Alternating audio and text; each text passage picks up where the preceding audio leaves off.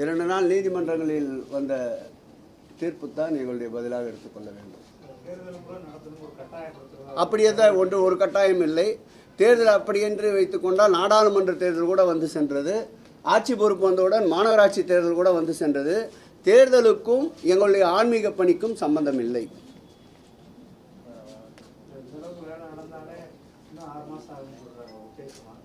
சொல்லுவார்கள் 6 மாதத்தில் 100 பேர் வேலை செய்கிறார்கள் என்றால் அது 3 மாதத்தில் முடிக்க வேண்டும் என்றால் 200 பேர்களை கொண்டு வேலை செய்தால் முடிந்துவிடும். ஆகவே இந்த அரசு போர்க்கால அடிப்படையில் அனைத்து பணிகளையும் கையாளுகின்ற அரசு.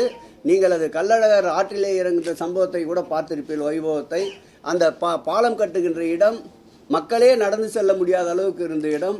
மாவட்டத்துடைய அமைச்சர்கள் ஒன்று சேர்ந்து பொதுப்பணித்துறை அமைச்சரையும் அழைத்து வந்து மாண்புமிகு முதலமைச்சருடைய உத்தரவை பெற்று அழகர் கூட ஆற்றில் இறங்குகின்ற நிகழ்ச்சியை பாலப்பணிகளும் தடைபடாமல் அழகரையும் மனம் குளிர பச்சை பட்டுடுத்தி ஆற்றிலே இறங்க வைத்து மகிழ்ச்சி வர வைத்தோம். அந்த வகையில் 6 மாதம் என்பது அவரவரும் சொல்லுகின்ற விருப்பம்.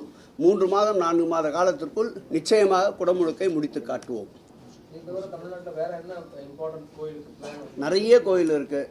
எக்கச்சக்கமாக. சென்னையிலே பார்த்தால் மாண்புமிகு தமிழக முதல்வர் அவர்கள் ஏற்கனவே நினைவில் வாழும் கலைஞர் அவர்கள் இருந்தபோது திருவள்ளுவர் திருக்கோயில் அவர்தான் பாலாலயத்தை தொடங்கி வைத்தார்.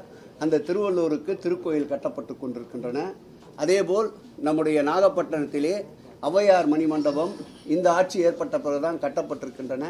அதுபோல் பிரசித்தி பெற்ற திருக்கோயிலான பெருந்திட்ட வரைவு பணிகள் பழனி, நம்முடைய திருத்தணி போன்ற திருக்கோயில்களில் இருக்கின்ற 19 திருக்கோயிலுக்கு பிரசித்தி பெற்ற திருக்கோயில்களுடைய பெருந்திட்ட வரைவு பணிகள் நடந்து கொண்டிருக்கின்றன. உங்களுக்கும் பசியாகி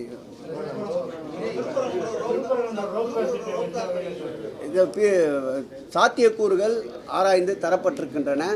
அதற்குண்டான நம்முடைய இப்காட்டிடம் அந்த திட்டத்திற்குண்டான இறுதி வடிவத்தை கேட்டிருக்கின்றோம். அது வந்தவுடன் டெண்டர் கோரப்படும்.